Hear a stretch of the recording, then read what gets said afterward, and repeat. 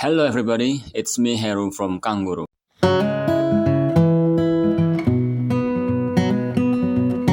For today's learning, I'm still going to talk about the basic of English. Untuk pertemuan kali ini, saya masih akan membahas tentang dasar-dasar bahasa Inggris. Pada pertemuan sebelumnya, yakni pertemuan pertama hingga pertemuan kelima, saya telah menjelaskan 4 pola dasar bahasa Inggris yang harus Anda kuasai, yakni penggunaan to be, to do, to have, dan modal auxiliary verb, serta 2 jenis pertanyaan dalam bahasa Inggris, yakni yes-no questions dan WH questions. Apabila Anda telah benar-benar menguasai keempat pola dasar serta 2 jenis pertanyaan dalam bahasa Inggris tersebut, saya pastikan Anda akan lebih mudah memahami materi-materi berikutnya yang akan saya berikan. Materi yang akan saya berikan kali ini jauh lebih mudah dari materi sebelumnya. Namun sangat penting untuk Anda pahami dan kuasai untuk semakin memahami the basic of English atau dasar-dasar bahasa Inggris. Sekarang coba Anda katakan apakah bahasa Inggris dari dia cantik. She's pretty? Good. She looks pretty? Very good. Anda bisa mengatakan she's pretty atau she looks pretty.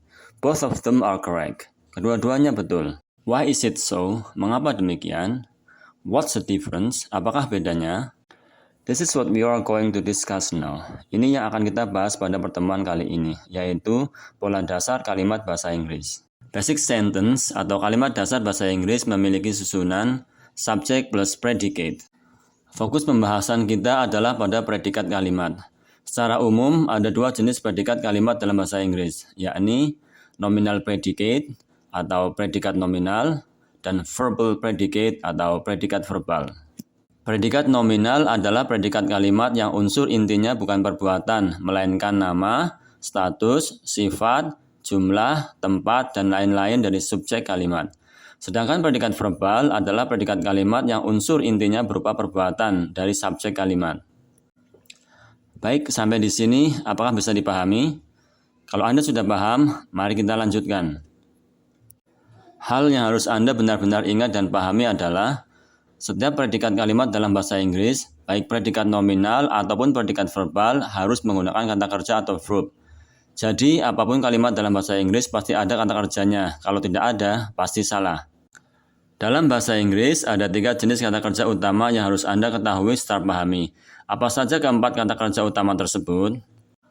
Yang pertama adalah kata kerja penghubung atau linking verb atau copula.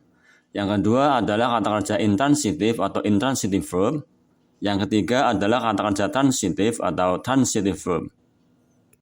Kata kerja penghubung. Kata kerja penghubung atau linking verb adalah kata kerja yang digunakan pada predikat nominal. Fungsinya yaitu untuk menghubungkan subjek kalimat dengan inti predikat yang bukan perbuatan. Inti predikat tersebut mungkin nama, wujud, status, sifat, tempat, dan lain-lain yang terkait dengan subjek kalimat. Karena inti predikat tersebut merupakan penjelasan tentang subjek kalimat, sehingga informasi tentang subjek kalimat menjadi lengkap, maka inti predikat tersebut sering disebut unsur pelengkap atau komplement. Contoh dari kata kerja penghubung atau linking verb adalah become artinya menjadi, get artinya menjadi, go artinya menjadi, grow artinya menjadi, turn artinya menjadi, appear artinya nampaknya, look artinya kelihatan, seem artinya agaknya, keep artinya terus atau tetap, remain artinya tetap, stay artinya tetap, feel artinya merasa atau rasanya, smell artinya berbau, sound artinya kedengaran, taste artinya rasanya, dan lain-lain. Termasuk linking verb atau kata kerja penghubung adalah linking be, yaitu am, is, are, was, dan were. Kemudian kata kerja yang kedua adalah kata kerja intransitif. Kata kerja intransitif atau intransitive verb adalah kata kerja yang tidak memerlukan objek. Kata kerja ini digunakan pada predikat verbal. Contoh kata kerja intransitif adalah come, go, sleep, stand, run, fly, die, dan lain-lain. Dan kata kerja yang ketiga adalah kata kerja transitif. Kata kerja transitif atau intransitive verb adalah kata kerja yang memerlukan objek. Kata kerja ini juga digunakan pada predikat verbal. Contoh kata kerja transitif adalah buy, sell, write, read, send, give, bring, take, dan lain sebagainya. Baik predikat nominal ataupun predikat verbal dapat dilengkapi dengan unsur tambahan atau adjunct yang berupa kata keterangan. Selain ketiga jenis kata kerja ini, ada jenis kata kerja lain yang disebut kata kerja bantu atau modal auxiliary verb seperti can, could, will, would, dan lain-lain. Ini sudah saya jelaskan di pertemuan keempat. Silakan simak videonya lagi untuk lebih jelasnya. Dengan demikian, maka kalimat dasar bahasa Inggris dapat dibagi menjadi 3 pola pokok sebagai berikut.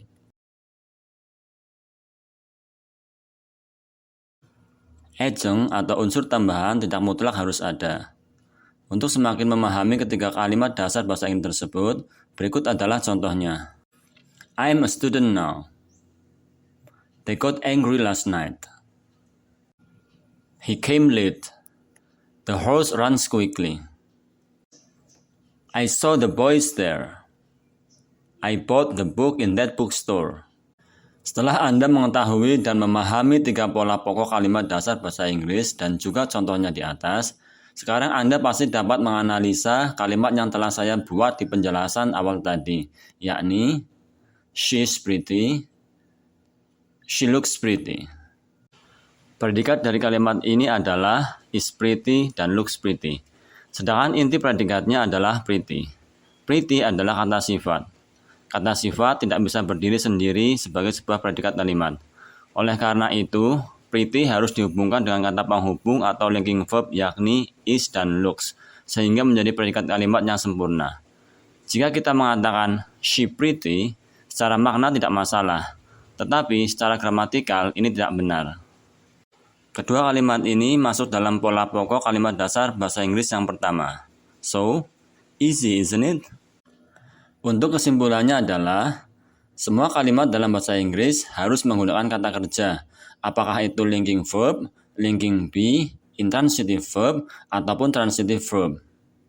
Baik, semoga penjelasan tentang kalimat dasar bahasa Inggris ini akan semakin menambah pemahaman Anda tentang dasar-dasar bahasa Inggris. Untuk pertemuan berikutnya, saya akan membahas lebih detail lagi tentang 3 pola pokok kalimat dasar bahasa Inggris ini. Thank you for watching. Give me your thumbs up and don't forget to subscribe. Bye.